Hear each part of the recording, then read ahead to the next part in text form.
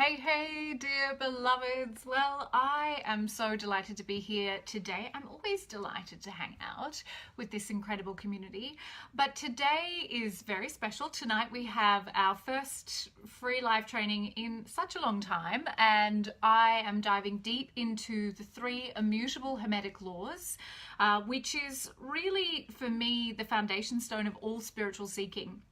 If we can get really intimate and really good at practicing the immutable Hermetic laws, then everything else begins to make sense. And we understand very quickly that if our lives go out of balance, that there's probably a good chance we've broken a law, and we can learn how to manage that. So that is tonight. That's not what I'm going to talk about right now.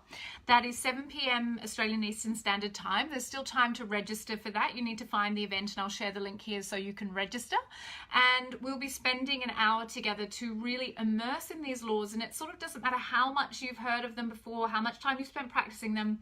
We can always understand more about these laws. And that leads into what I want to talk about today, which is what happens when we move beyond a superficial spirituality. And I guess I need to sort of say, what is a superficial spirituality? What am I talking about when I speak about that? So when we look around at the kind of culture in a lot of spirituality in the world right now, there is a lack of needing to show up with a really big commitment to the things that will actually alter our lives. So we're often told that the trinkets and superstitions, the things we can buy, the products we can get, these things are what will cultivate a deep spirituality in us, but actually they're not. These are not the things that will actually take us to meet ourselves as God, or as the unlimited consciousness that we are, if God's not a word you use. The superficial spirituality is built on the idea that life will not have to change in order for you to pursue your spiritual path. That in order to have a off-the-charts intuition, in order to have a high-vibing life, in order for everything on your vision board to come into reality, you get to keep everything just as it is. You get to keep your limits, you get to keep your fears, get to keep your codependencies, you get to keep your passive-aggressive relationships, and you just have to kind of show up to these very superficial practices or very superficial trinkets and superstitions, and everything else will get taken care of for you.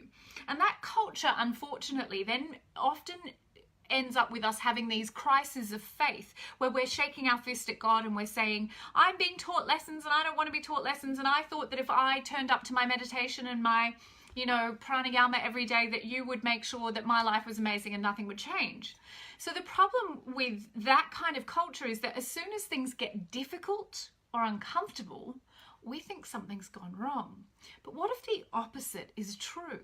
What if we stopped thinking that our spiritual seeking was an antidote to suffering? If we stopped thinking of our spiritual seeking as a way to guarantee that nothing will ever change, that we will never be challenged, that we'll never have life events that are less than what's on our vision board, and we actually started to invite disorientation and discomfort, and to actually move and dance with it as a way of deepening into the one central spiritual truth that there is, that resides in every faith, in every religion, in every philosophy, is as old as time, which is this: know thyself. Know thyself, and you will know the mysteries of the cosmos. You will know the mysteries of the gods, because you will come to recognize what you truly are.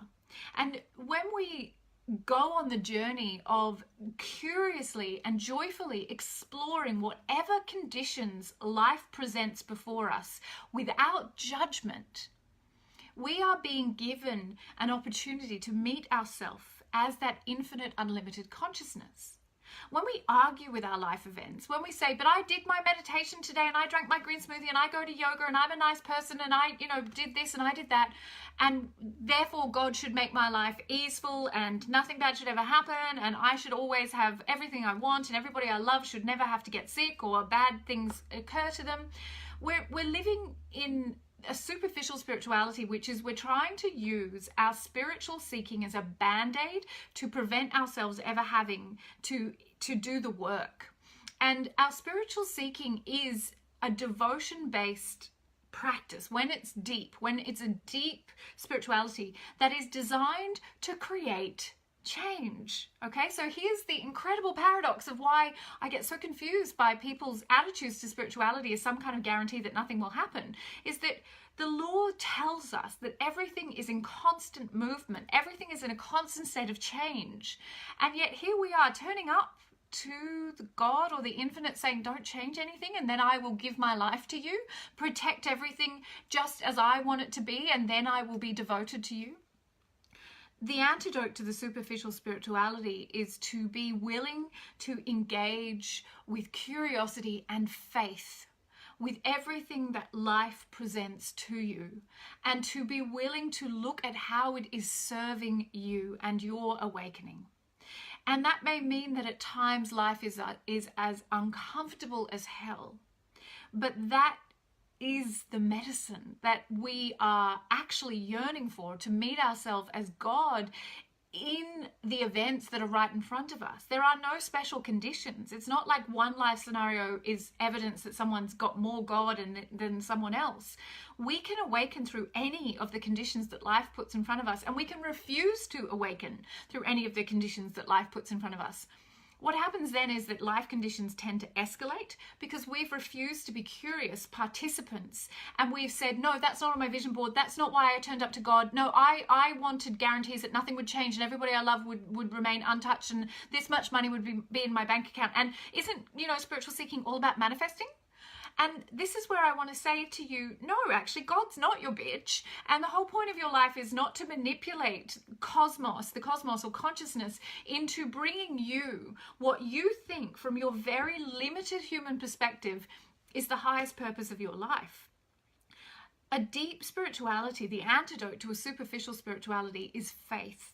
And faith is active, and faith requires devotion and trust, and that has to be done again and again and again and again and again. And it isn't about you having a peaceful life where nothing ever goes wrong according to your human perspective, but rather that you are able to recognize that everything is of God and everything is in your service.